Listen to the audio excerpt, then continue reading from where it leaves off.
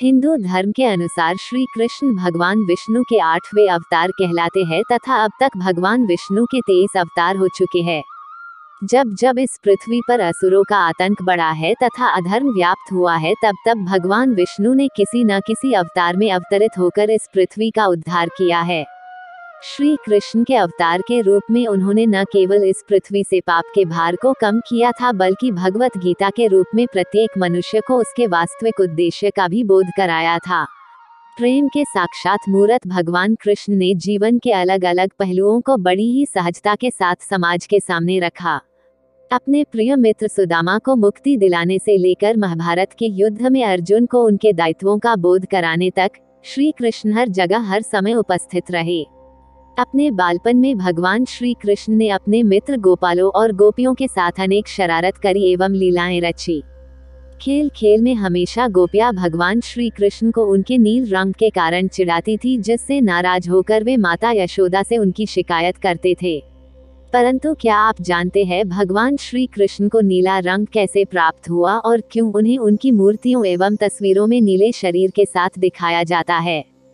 पौराणिक कथाओं के अनुसार श्री कृष्ण के नीले रंग को प्राप्त करने के पीछे ये कहा जाता है कि भगवान श्री विष्णु ने धरती में अवतरित होने से पूर्व देवकी के गर्भ में 2 बाल निरूपित किए थे, जिनमें एक बाल का रंग नीला व दूसरा सफेद था तथा दोनों ही बाल माया के प्रभाव से चमत्कारिक रूप में रोहिणी के गर्भ में स्थापित हो गए। सफेद रंग के बाल से बलराम का जन्म हुआ तथा नीले रंग के बाल से श्याम वर्ण के भगवान श्री कृष्ण का जन्म हुआ।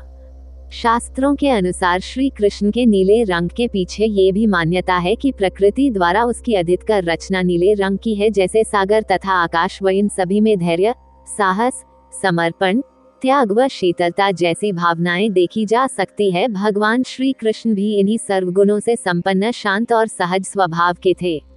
ब्रह्म संहिता में भगवान श्री कृष्ण को नीले बदलों के साथ छमछमाते हुए कहा गया है।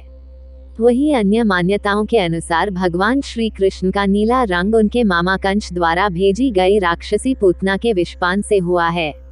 एक कथा के अनुसार भगवान श्री कृष्ण एक दिन अपने बड़े भाई बलराम और मित्रों के साथ गेंद से खेल रहे थे, तभी कृष्ण के द्वारा वह गेंद यमुना नदी में जा गिरी। उस गेंद को नदी से निकालने के लिए कृष्ण ने यमुना नदी में छलांग लगा दी। यमुना नदी के अंदर कालिया नाग रहता था तथा वह इतना विषैला था कि उसके प्रभाव से पूरे यमुना नदी का जल काला हो गया था। जब भगवान श्री कृष्ण गेंद लेकर यमुना नदी के ऊपर आ रहे थे तो बीच में ही कालिया नाग ने उन्हें देखकर उन पर हमला कर दिया। कालिया नाग को युद्ध में परास्त कर भगवान श्री कृष्ण गेंद तो वापस ले आए, परंतु कालिया नाग के विष के प्रभाव के कारण उनके शरीर का रंग नीला हो गया।